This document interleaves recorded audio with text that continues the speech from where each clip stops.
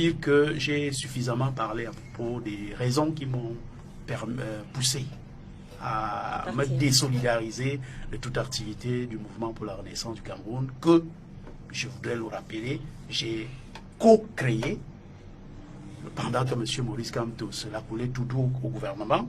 Nous travaillions. Je voudrais rappeler aux Camerounais qu'au moment où nous mettons en place le MRC, il était une question de sécurité nationale. Parce qu'il y avait, avant les élections de 2011, deux opinions. Sachant que le parti de mon cher frère Mouté allait faire le hold-up électoral, il y avait ceux qui avaient sollicité une troisième mi-temps à la rue, et ils ont perçu des soutiens et de l'argent pour ça. Je ne vous apprends rien en évoquant les organisations comme Freedom House, qui ont donné de l'argent aux gens. Je peux vous dire, en affirmant la main sur le cœur, que l'Union européenne était prête à financer le soulèvement au Cameroun avec un certain nombre de chancelleries. Mais par patriotisme, nous avons réussi l'exploit.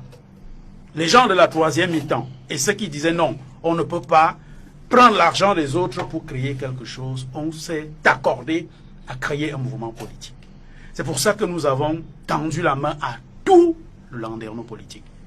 Lorsque nous faisions des réunions, le RDPC était représenté, du moins ceux qui sont dans ce parti-là et qui pensent progressiste.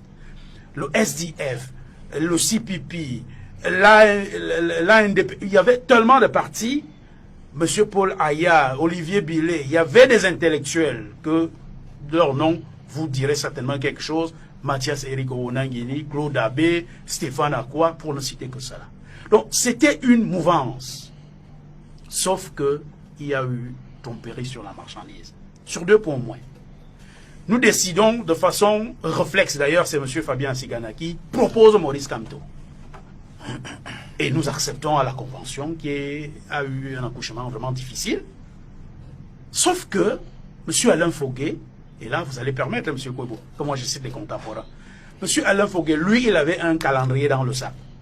À savoir, il voulait faire de Maurice Kamto celui qui chauffe le ballon avant que le vrai joueur, que je ne donnerai pas le nom, n'entre sur le terrain. Sauf que Maurice Kamto, lui, ne le savait pas. Il est entré dans la danse. Lui aussi, il avait son agenda derrière le sac pour dire, si on veut faire de moi le figurant, je vais être... D'ailleurs, la preuve, l'actualité, il discute au pénalty, avant même de jouer la compétition. Donc, voilà la difficulté dans laquelle on s'est rapidement mis, au point où il y avait au moins 3 agendas. Un agenda de ceux qui pensent que les choses doivent changer au Cameroun. L'agenda de celui qui pense que le président que nous avons choisi doit chauffer le ballon pour qu'un vrai joueur vienne entrer au terrain. Et l'agenda de celui-là. Très vite, après la mort d'un général qui était dans le plan au départ, les choses ont changé. M. Foguet avait donc l'obligation de se mettre à côté de M. Maurice Kamto pour de vrai. Et M. Maurice Kamto, qui prenait la chose très au sérieux, a tout fait d'éliminer tout ce qui pouvait lui accorder, faire concurrence. Je voudrais vous dire pour l'exemple que j'aurais été à l'Assemblée aujourd'hui. Pour les élections législatives de 2013, c'est Maurice Kamto qui combat ma liste, étant secrétaire national dans son propre parti. D'abord, il refuse de me donner l'investiture. Pour que j'ai un dossier déposé, il a fallu que son actuel vice-président, Maître Sim, avocat, falsifie sa signature, imite sa signature pour que j'ai un certificat. C'est grave ce que vous dites. Mais moi je le dis, je le mets à défi de dire, je cite les noms, je vous dis. Et Maître Sim, c'est un avocat. Ça veut dire que si je dis n'importe quoi, il peut contester. Je dis, c'est lui qui ferme les yeux et il imite la signature de Maurice Kamto pour que j'ai un certificat d'investiture dans mon dossier. Et lorsque j'ai réussi à le déposer, il appelle ses amis à Elecam, parce que les gens disent que c'est RDPC qui manipule les médias et les institutions. Eux aussi ils le font. Elecam rejette ma liste. Je vais à la Cour suprême, je fais le recours. Pendant l'audience solennelle, le président de la Cour met mon dossier à délibérer. Parce qu'ils avaient rejeté pour non-respect de l'aspect genre. Sur une liste de 6 noms, il y avait 2 femmes. Je ne sais pas de quel genre on parle. Sauf si on avait vérifié, et là je vais être un peu grossier, vous permettez, si on avait vérifié que les 4 hommes, enfin, que les 2 femmes avaient les couilles. Ça permettait vraiment. On ne pouvait pas. On a donc mis le dossier à délibérer. M. Maurice Kamto, ça veut dire qu'à délibérer, on passe à autre chose. Il demande la parole. Il se lève, on lui accorde la parole, le grand professeur et tout. Je remercie la haute cour pour avoir rejeté la liste de mon parti qui n'a pas respecté l'aspect genre, alors que le dossier a délibéré. Il est quand même un éminent juriste qui sait ce que veut dire un dossier à délibérer. Le président a compris en subliminal ce qu'il voulait par là dire et il a suspendu l'audience. À la reprise, il a rejeté ma liste. Et la dernière fois que je vais voir le président de mon parti... On est en 2013. Nous sommes en 2013. Il vient me supplier à genoux de désister des recours que j'avais fait contre le parti de mon cher ami.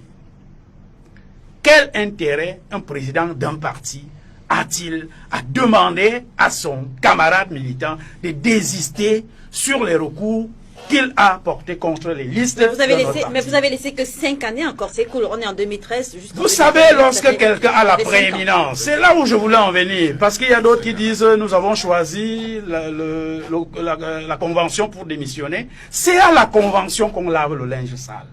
Sauf que M. Maurice Kamto et sa bande ont confisqué l'organisation de la convention. Je me suis plaint, les textes disent qu'ils devaient m'informer 41 jours, tous les membres, ils doivent être informés au moins 41 jours. Nous devons tous prendre part aux travaux préparatoires, aux commissions.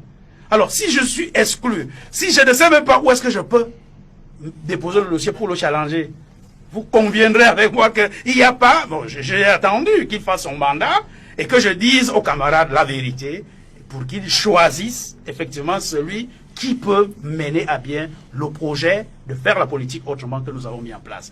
Malheureusement, on m'a refusé de participer à cette convention.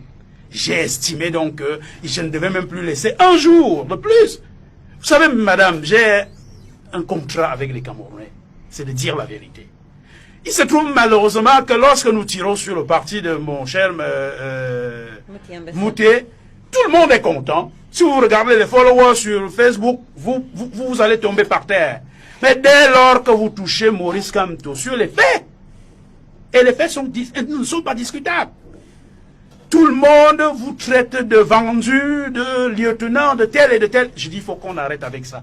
L'imposture doit s'arrêter dans ce pays. Si nous voulons que les choses changent. Si on affaiblit l'opposition, même le pouvoir, lorsqu'il entre en brousse, il ne saura pas. Il n'y aura pas quelqu'un en face qui peut venir lui dire que ça ne va pas.